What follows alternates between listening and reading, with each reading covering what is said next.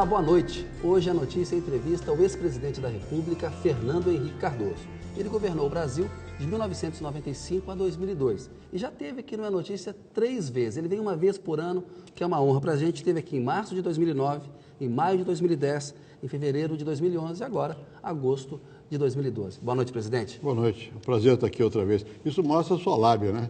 Uma vez por ano estou eu aqui. E a sua gentileza de dar atenção para a notícia aqui. Mas Sou muito merece, grato. ela merece. Obrigado, presidente. Presidente, o senhor presidiu a República por 2 mandatos. Queria começar falando com o senhor o seguinte, que é a avaliação que o senhor está fazendo do governo da presidente Dilma Rousseff, que está chegando aí no final da sua primeira metade, no final do seu segundo ano de governo. Ela pegou o vento contrário, né? Eu sei o que é isso, que eu peguei vento contrário, eu peguei mais vento contrário do que favorável. Ela pegou o vento contrário da economia mundial. E também tem as dificuldades que o presidente Lula, que pegou vento favorável, por causa do vento favorável mesmo, não precisou fazer o que tinha que ser feito, a continuidade de uma série de reformas. Agora está tudo estourando nas mãos da presidente Dilma, né? Eu acho que ela tem tentado equacionar os problemas, eu acho que ela é uma pessoa séria e que está tentando, né? Eu não sei julgar, porque é cedo ainda, o que vai acontecer. Essa semana, talvez ela tome medidas importantes, né, que são necessárias. Na economia, esse pacote de concessões, né? Que são necessárias, né? E corrigir muito desatino que houve. Corrigiu na Petrobras, está começando a corrigir, né, na Petrobras, e tem muita coisa que vai ser mexida. Ela teve uma atitude firme na questão dos juros, todo mundo falava que precisava baixar, baixou. O momento permitia, baixou. Ela comprou uma briga com o mercado, que via uma ameaça inflacionária maior, e ela ganhou essa queda de braço, ganhou. Então, eu acho que, enfim, ela está tentando fazer com que o barco volte à tona, né? E continua. À tona o Brasil está, nunca afundou, mas que ganhe de novo velocidade. Se vai ganhar ou não depende só dela, depende do mundo, depende de muitas outras condições, mas o governante tem a obrigação de fazer o máximo. Além dessa avaliação política que o senhor faz em relação a ela, que é positiva, no geral, o senhor tem uma boa relação pessoal com a presidente Dilma e ela com o senhor também. Já tem havido alguma queixa ali no PSDB de que o senhor trata muito bem a Dilma, devia fazer mais críticas, porque o senhor é a principal liderança do PSDB, que é o principal partido de oposição do Brasil? Não, ninguém reclamou nada, não. Até porque eu critico também, né? Agora, eu critico de uma maneira considerada. Aliás, eu procuro criticar, quando critico as pessoas, de maneira considerada, né? Ao criticar, não precisa desacreditar, não precisa não reconhecer o que foi feito. Então, quando é necessário, eu critico, ou pelo menos dou indicações críticas, né? O PSDB não tem reclamado nada. Eu estou falando isso porque tem gente no PT que diz que o ex-presidente Lula fica meio bravo quando ela elogia o senhor e o senhor ela. Pode ser. Um pouco de ciúme. Não sei, pode ser. Com o Lula não era possível ser, enfim, tão cordato, porque ele gostava de... Um briga com o outro um pouco ali, né? Mas, o senhor fez uma visita a Beliscão. ele no hospital recentemente, quando ele estava se recuperando, né? Uma visita muito civilizada, uma foto dos dois, assim, que eu achei muito simbólica politicamente. Presidente, como é que foi esse encontro com o ex-presidente Lula? Que, de fato, vocês têm essas arestas, mas também são companheiros no mesmo campo da política desde 78, né? Antes. Antes disso, né? Antes disso, Não, foi muito bom. Eu fui visitá-lo, porque ele estava em situação de doença e tal. O Lula, pessoalmente, é afetivo, né? Eu já estive com ele várias vezes depois disso. O senhor também né? Também sou. Então, quando nós estamos juntos, a conversa é normal, né? Agora, né, na hora da briga política, né, o Lula gosta mais de provocar e tal, todo tempo estabelecer comparações, nem sempre cabíveis. Nunca antes nesse país. Nunca antes e tal. Agora não pode mais dizer nunca antes, porque como o Brasil vai para frente, a Dilma que vai ter que dizer agora, nunca antes. Cada vez, e tomara que seja cada vez melhor. Agora, eu não tenho, pessoalmente, eu me dou bem com o Lula. Mas o que vocês falaram? Falaram de política? Falamos pouco de política, mas falamos alguma coisa. Você lembra, assim? Eu me lembro que nós falamos um pouco, eu conversei com ele sobre a Venezuela, que eu tinha estado na Venezuela, transmiti a ele minha impressão sobre a Venezuela, que o candidato de oposição, o Capriles, queria ter um contato com ele, Lula, transmitir isso ao Lula. Isso andou ou houve algum contato? Não andou. Não andou porque a situação para o Lula ficou mais complicada, porque o Chávez está doente também, e o coração do Lula é mais Chávez, né? Mas gente do governo e muitas empresas brasileiras com investimento na Venezuela abriram pontes com Capriles, porque é a primeira vez que a oposição está disputando unida contra o Chávez. Fizeram bem. Né? Quer dizer, eu acho que eu sou muito contrário na ingerência de um presidente da política do outro país. E os interesses do Brasil são permanentes e tem que estar bem com quem esteja lá, né? E dentro de limites, claro. Um autoritário, não. O Chávez está no limite, mas ele é uma pessoa que você pode tratar e o Brasil avançou muito em investimento, já desde o meu tempo. Na verdade, quem primeiro olhou para o Sul foi antes do Chaves, foi o Caldeira, que era presidente da Venezuela. O Itamar era presidente aqui. Eu era ministro do exterior. Nós fomos lá à Venezuela. E o Caldeira tinha realmente uma preocupação de integrar mais para o Sul. E o Chaves continuou, né? E eu fiz o que pude para ajudar nisso e tal. E o investimento cresceu e continua crescendo. Falei com o Lula sobre isso. É claro que eu não vou falar com o Lula sobre a eleição municipal de São Paulo, porque aí vai. Aí é time, é Fla-Flu mesmo. Não tem sentido. Se eu estou visitando por gentileza, não vou provocar um mal-estar. E ele me disse que até que iria lá ao meu instituto, não sei o quê. Pois é, quando você quiser, as portas estão abertas. Pois é, nós vamos falar da Venezuela mais à frente, o senhor tocou nessa coisa de ele visitar o instituto do senhor, o senhor tem um instituto. A gente sabe, né, presidente, a gente acompanha política há tempo, as divergências que existem entre PT e PSDB e as estocadas que um dão no outro. Agora, as convergências, presidente, será que não seria importante o senhor e o Lula, por exemplo, se unir em torno de algumas convergências? Será que na questão do combate ao uso de drogas, que o senhor tem uma posição progressista, eventualmente numa reforma política, se é que é possível, se é que é desejável mesmo uma reforma política, ou essa coisa de ele ser também um líder político do PT, o senhor ser um líder político do PSDB, vai impedir que o senhor e ele, por exemplo, possam abraçar junto algumas causas? Olha, do meu ponto de vista, não impediria. O senhor gostaria? Eu gostaria e já expressei isso. E toda vez que me perguntam, quer conversar com o Lula? Não tem problema. Agora mesmo vai haver uma campanha sobre educação, onde parece que vamos estar todos falando a favor da necessidade de melhorar a educação. Eu acho que é importante. E eu acho que em certas circunstâncias cabe. Eu creio que a presidente Dilma tem tido a sensibilidade de, ao me convidar para alguma coisa, são coisas que não têm a ver com a vida partidária, tem a ver com o Estado. Eu acho que no terreno do Estado a gente pode conversar e deve conversar, né? No terreno eleitoral, não, porque cada um tem seus interesses e tal. E na visão também, muitas vezes, da democracia ou mesmo da economia, pode haver diferença. Mas há áreas em que você mencionou, uma questão das drogas. Eu próprio conversei com a presidente Dilma mais de uma vez sobre o tema, né? Mandei para ela aquele filme que nós fizemos, né? E é um tema que mereceria uma análise que não fosse cortada pela perspectiva puramente eleitoral ou partidária. Diga-se de passagem que o ex-líder, acho que é ex, do PT na Câmara, o Paulo Teixeira, tem um projeto lá que eu apoio. Ex-líder do PT aqui de São Paulo. Do PT aqui de São Paulo. E ele já esteve lá, já veio aqui ao meu instituto, e nós já conversamos algumas vezes sobre isso. Quando houve a questão do Código Florestal, eu tentei também, no próprio instituto, uma coisa não partidária, colocar juntos pessoas, Aldo foi lá, o Aldo com líderes ambientalistas e tal.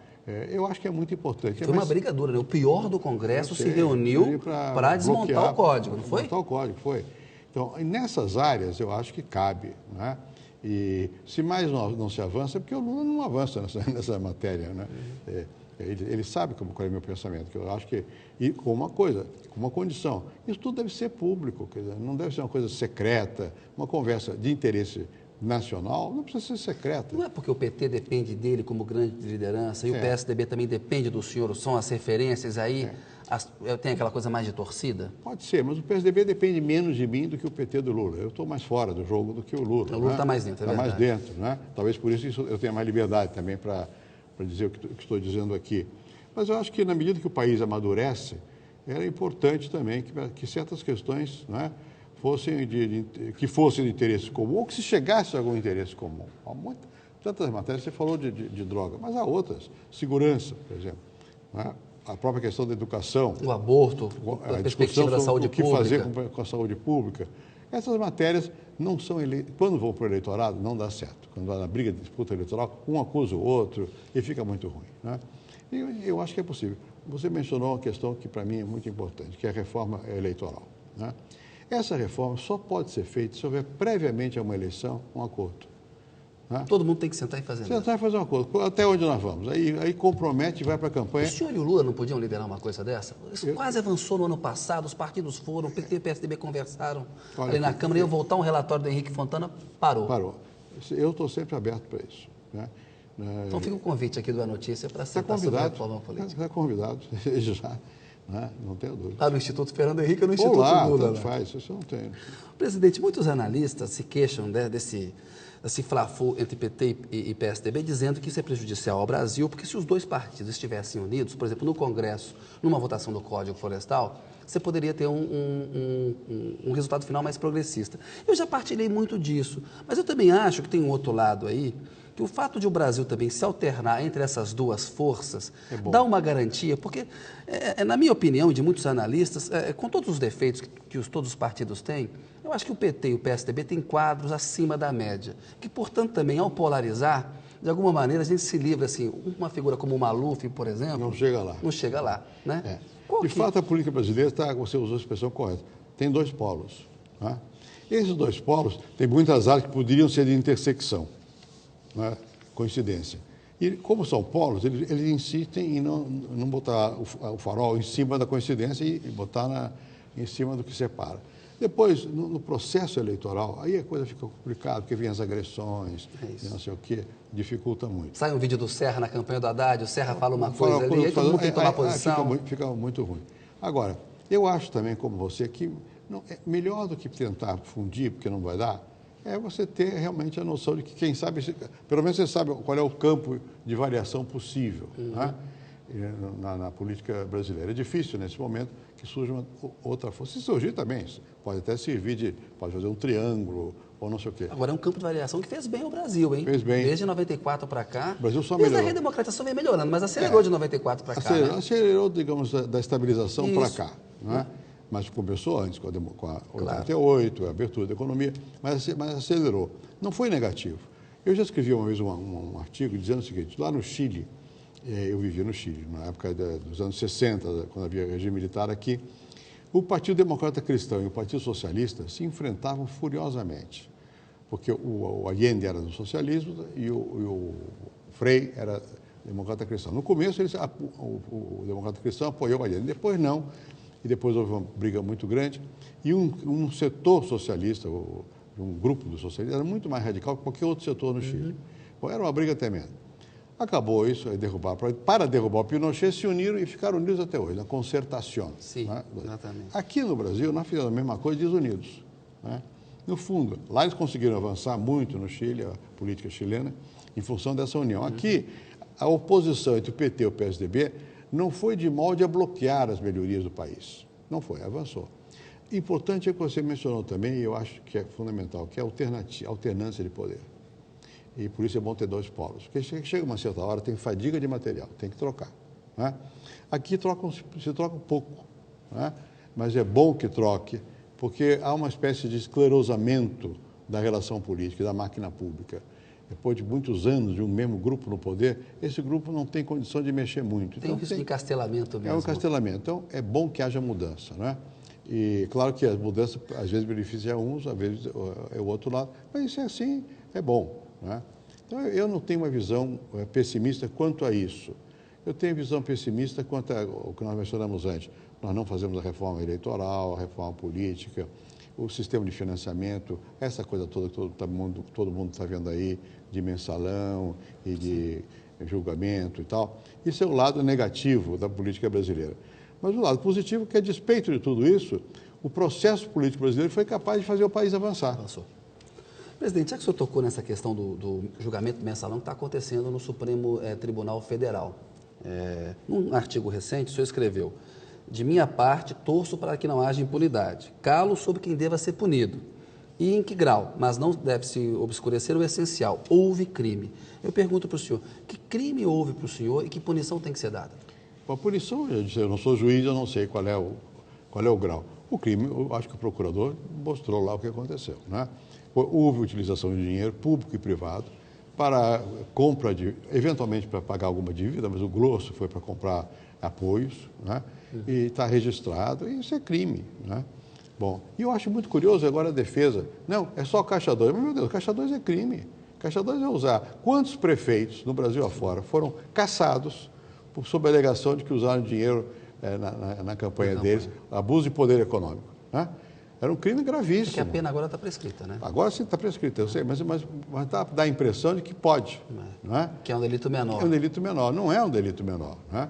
Mas não foi só esse delito. Então, eu acho que eu não gosto de estar... Eu não conheço, eu não li os autos, eu não sei o que tem realmente de prova para poder condenar um outro. Ninguém gosta de condenar uma pessoa concretamente, mas sabe que o crime houve, tem que ver quem foi o culpado. O destino do José Dirceu, que é ex-ministro da Casa Civil no governo Lula, ou seja, uma eventual condenação, adensa a fotografia histórica. Uma eventual absolvição ameniza um pouco, porque ele é a principal figura do julgamento ali. O senhor é um homem bem informado, acompanha tudo isso. Acho que tem provas no processo para condenar o Zé Dirceu? Eu não saberia dizer a você, porque eu não vi o processo. Eu não saberia dizer a você. Eu suponho que os advogados dele creem que não. Os procuradores foram bastante taxativos de dizer que acham que tem... Como é que eles alcançam o Zé Dirceu? Como se fosse o mentor de um grupo organizado. A formação de quadrilha. Que eles chamaram de quadrilha. E né? o crime de corrupção ativa. São as duas acusações. Essas coisas eu não sei. É difícil atribuir responsabilidade. Ele disse, eu posso dizer, mas será que só eu? Os beneficiados foram muitos. Mas tem que julgar quem está no processo. Exatamente. Né? Então, vai ser ali. Né? Eu não sei dizer. Se fosse juiz, eu teria que olhar com muita atenção para ver se realmente tem elementos para dizer, não, é responsável. Aí condena. E o juízo político? Porque os advogados de defesa, muitos deles dizem, não há uma prova no processo para condenar o Dirceu, mas há uma pressão da opinião pública, e isso pode influenciar os ministros. Eu pergunto para o senhor, se não houver prova, o senhor acha que o Supremo deveria absolver o Dirceu, ou uma pressão da opinião pública pode levar, ainda que com a falta de provas, a condenar o Zé Dirceu? Com a falta de provas é difícil que um juiz condene. Né? Se não tiver no processo prova, vai absolver. Eu acho que é difícil que condene com a falta de prova. O problema é que os procuradores, não foi um só, dizem, olha, juntando tudo isso, estou provando. Então, o problema do juiz lá é difícil.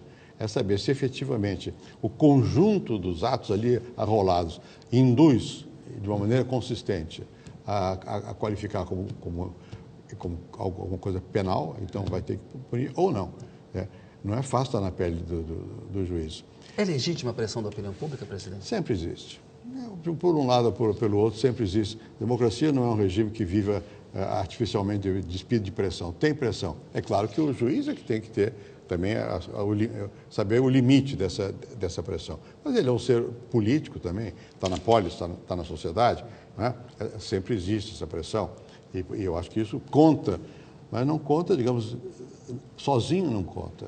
Tem que ter alguma coisa ali. Na verdade, a sensação que todo mundo tem é assim, meu Deus do céu, a gente sabe que houve. Então fica difícil de você... Né? Pois é, houve. No primeiro dia do julgamento lá, presidente, teve uma discussão sobre desmembramento do processo, que era trazer para a primeira instância quem não tinha foro privilegiado, que é um direito de uma autoridade, em função do cargo, que tem que ser julgado no Tribunal Superior. Um deputado tem que ser julgado no Supremo, um governador de Estado no Superior Tribunal de Justiça. O ministro Marco Aurélio Mello chegou a falar, mas teve um mensalinho, numa referência ao mensalão mineiro do PSDB, que envolveu a campanha da reeleição do então governador de Minas, Eduardo Azeredo. O Joaquim Barbosa falou, a imprensa nunca se importou com o mensalão mineiro. E o Jânio de Freitas, que é um articulista importante, respeitado da Folha de São Paulo... Mas que diz muita impropriedade. Por exemplo, acabou de dizer no programa de televisão que eu tinha comprado votos para a reeleição. Isso é uma infâmia. Mas houve essa comparação, estão acusando o PT de comprar votos, mas houve compra de votos na reeleição também. Isso é mentira. Houve 3 votos que, eventualmente, mas não foi nem eu, nem meu partido, era uma coisa local, eram 3 pessoas que não alteravam o resultado, a reeleição foi aprovada por todo mundo. Então, isso aí é jogo baixo. Mas o que ele falou de haver 2 pesos e 2 medidas, porque se houve desmembramento, no caso do mensalão mineiro, não deveria ter havido no do PT também? Aí não está se beneficiando, por exemplo, o PSDB? Veja, eu vi a argumentação do Márcio Tomás Bastos sobre que tinha que ser, e vi também do procurador. O que o procurador diz? Olha aqui, o crime é conexo. Isso foi aprovado pelo Supremo. O Supremo votou por quanto foi? Foi 8-2? 9-2, agora, última vez. O crime é conexo.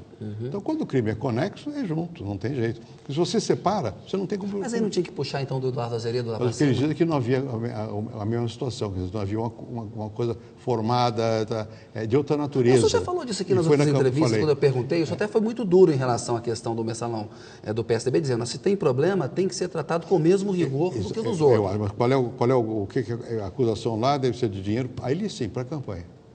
Não é? Mas havia até planilha também. Eu sei, mas a planilha não sei se prova alguma coisa. Mas é grave também, que o senhor falou que era grave também. Eu não tenho dúvida. Eu acho que, na hora, eu disse, na ocasião, quando eu era favorável já à atitude do PSDB mais firme, mas são coisas diferentes, não é a mesma coisa. Não houve uma organização contínua para comprar o deputado na Assembleia.